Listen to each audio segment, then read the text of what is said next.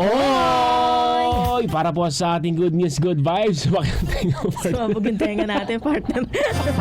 Hindi lang isa, hindi lang po dalawa, kung hindi 5 medalya ang naiuwi ng Pilipinas sa katatapos lamang na 2026 World Hip Hop Dance Championship. Sa kompetisyon pong ginanap sa Arizona, USA, nagpakitang gilas sa sayawan ng mga Filipino dance crew laban sa mga kalahok mula sa iba't ibang panig ng world o mundo.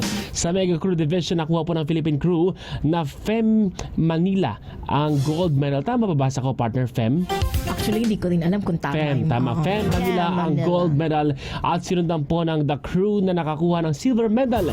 Sa adult division, ginto rin po na sungkit ng grupong HQ at bronze medal naman po ang ginawad sa folk jumpers. Nakamit naman ng Siawata Jr. ang bronze medal para sa junior division. Aba, syempre pagbati po sa dance crews ng nagwagi po at sa lahat na nakilahok sa nagtaas ng bandera ng Pilipinas.